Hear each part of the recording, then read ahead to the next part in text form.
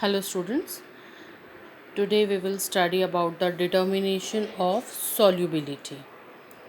To determine the solubility of a solute, suppose here solute we have taken, it is KCl at room temperature. See, step 1 is, first we'll make the saturated solution of potassium chloride. You people must know how to form a saturated solution or how to make a saturated solution of potassium chloride. KCl will dissolve KCl in 100 milliliter of distilled water, and we'll keep dissolving that KCl crystals until the crystals they will start settling at the bottom of the container or test tube. See what is written here, repeat the process till no more salt can dissolve. It means when we are dissolving more solute, it is now started settling at the bottom of the test tube. Then we'll pour that saturated solution in a clean dry test tube. Now see, this was the step 1 where we have prepared the saturated solution of KCl, potassium chloride. Now in step 2 we have to determine the solubility of the solute. Okay, this is the formula given here. So first we have to weigh the clean and dry evaporating dish. See, we'll set up an apparatus like this. Here boiling water is present, and this is it is an evaporating dish.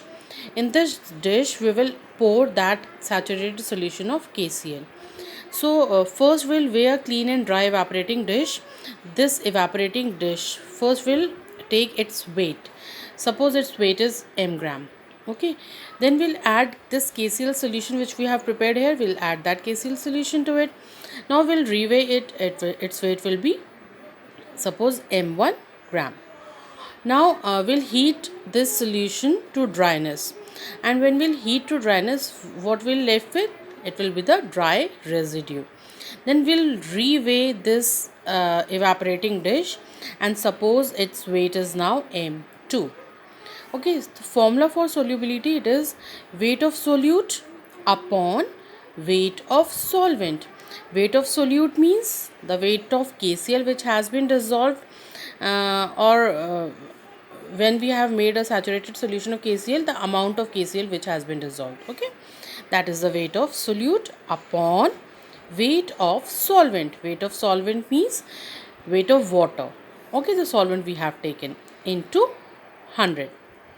So for weight of solute means this m2 with dry residue minus m. We'll come to know about the weight of the solute when we'll deduct this total weight with residue and the weight of the evaporating dish upon m1 minus m2. m1 minus m2 means m1, it is with saturated solution, minus m2 means the dry weight. Okay, when we'll deduct this into 100, we'll come to know about the solubility of the solute. So this is how we can calculate the solubility. You have to learn this formula, and we'll solve numerical related to this. Now next is solubility curve. See, solubility curve, here we'll study the effect of temperature on the solubility. See, this is solubility and this is temperature, and what we are seeing here, see, when the temperature it is increasing, with the increase in the temperature, the solubility it is also increasing. First it is not increasing too much, and then it is increasing here for KClO3. If we talk about this PbNO3 whole twice, see, at 0 degree the solubility is this much, and then it will increase, it is increasing like this.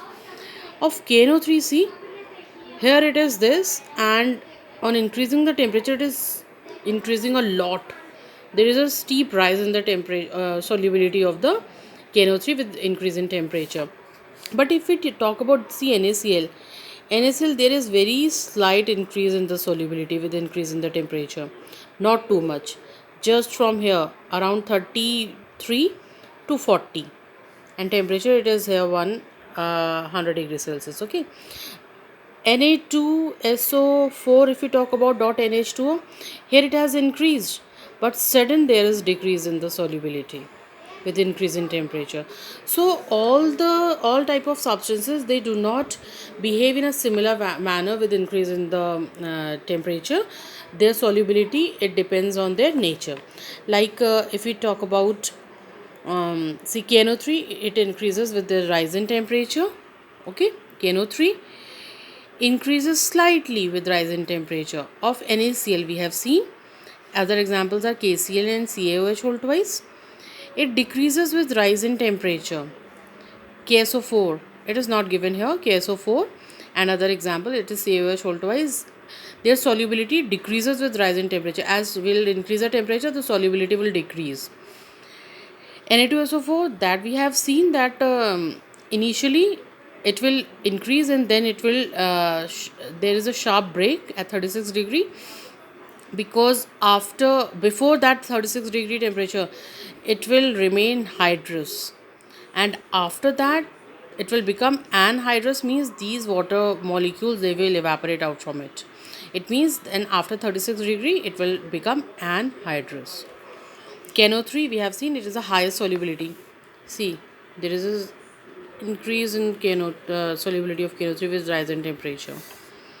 And solubility of solid is independent of change in pressure. There is no effect of pressure, whether pressure is increased or decreased in the solubility of solids. Thank you.